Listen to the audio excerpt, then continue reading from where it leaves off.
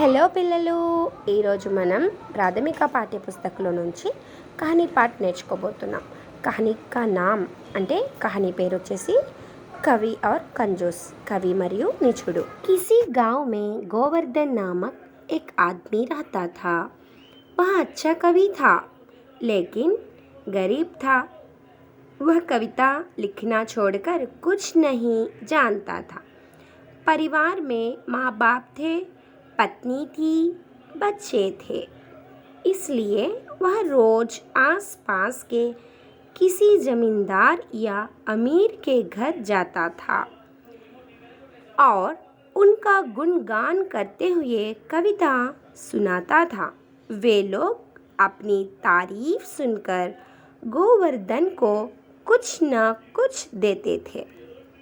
बस इसी से गरीब कवि किसी न किसी तरह अपना जीवन का निर्वाह करता था। कभी कभी उसे खाली हाथ लौटना पड़ता था। एक दिन गोवर्धन पास के किसी गांव में गया। वहाँ वह महेंद्र नामक आदमी के घर पहुँचा। महेंद्र धनवान था लेकिन बड़ा कंजूस था। किसी को भूल कर भी खोटी दमड़ी तक नहीं देता था।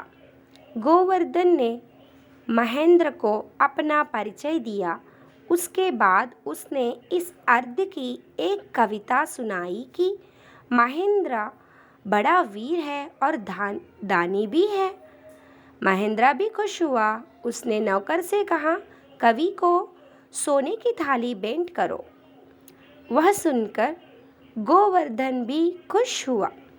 वह कहने लगा कि महेंद्र के समान बड़ा वीर और दानी आसपास के गांव में कोई नहीं है। वह सुनकर महेंद्र बहुत खुश हुआ। नौकर से कहा, थाली में 100 अशरफिया भी ले आओ। गोवर्धन की खुशी का ठिकाना नहीं रहा। लेकिन नौकर अंदर से आया नहीं। थोड़ी देर के बाद गोवर्धन ने महेंद्र से पूछा कि आपका नौकर क्यों नहीं आया। महेंद्र ने कहा कि वह नहीं आएगा। गोवर्धन का दिल बैठ गया।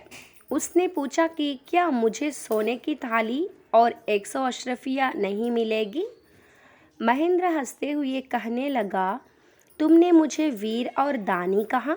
मैं जानता हूँ कि यह झूठ है। मुझे खुश करने के लिए तुम झूठ बोले। उसी तरह तुमको खुश करने के लिए मैं भी झूठ बोला। झूठ की वजह से हम दोनों थोड़ी देर के लिए खुश रहे। बस अब तुम जा सकते हो। गोवर्धन ने चुपचाप घर की राह ले ली। కవి और కంజూస్ అంటే తెలుగులో కవి మరియు నీచుడు అని అర్థం. ఇప్పుడు మనం తెలుగులో దీని యొక్క సారాంశాన్ని నేర్చుకుందాం. ఒక ఊరిలో గోవర్ధన్ అనే వ్యక్తి ఉండేవాడు. ఆయన మంచి కవి, కానీ అతను పేదవాడు. కవిత్వం రాయడం తప్ప అతనికి ఏమీ తెలియదు. కుటుంబంలో తల్లిదండ్రులు ఉన్నారు, భార్య ఉన్నది, పిల్లలు ఉన్నారు. అందుకే రోజు ఏదో ఒక జమీందారు లేదా అమీరింటికి వెళ్ళి వారిని పొగుడుతూ కవిత్వం చెప్పేవాడు. ఇతని గారి ప్రశంసలు విని గోవర్ధన్కి వారు ఏదో ఒకటి ఇచ్చేవారు. ఈ కారణంగానే పేద కవి తన జీవితాన్ని ఏదో ఒక విధంగా జీవించాడు. కొన్నిసార్లు అతను ఖాళీ చేతులతో తిరిగి రావాల్సి వచ్చేది. ఒకరోజు గోవర్ధన్ దగ్గరలోని ఊరికి వెళ్ళాడు. అక్కడ మహేంద్ర అనే వ్యక్తి ఇంటికి చేరుకున్నాడు.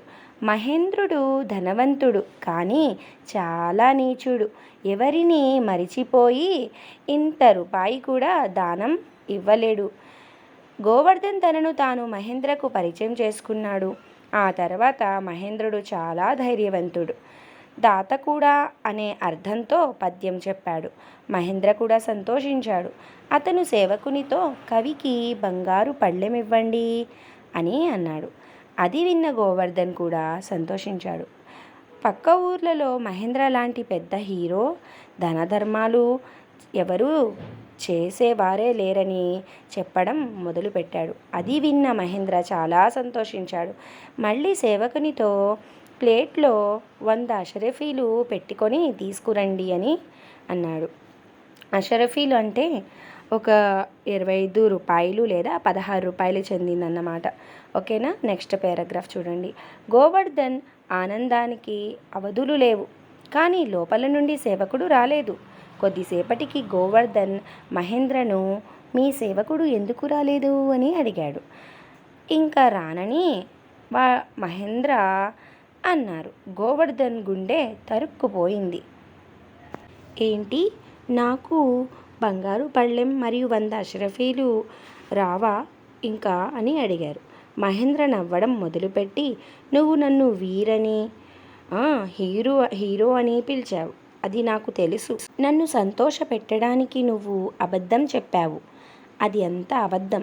అదేవిధంగా నిన్ను సంతోష పెట్టాలని నేను అబద్ధం చెప్పాను. అబద్ధం వలన ఇద్దరూ కాసేపు సంతోషించాము. మీరు ఇప్పుడే వెళ్ళవచ్చు అని గోవర్ధన్కి చెప్పడం జరిగింది. అప్పుడు గోవర్ధన్ నిశ్శబ్దంగా ఇంటి దారి పట్టాడు.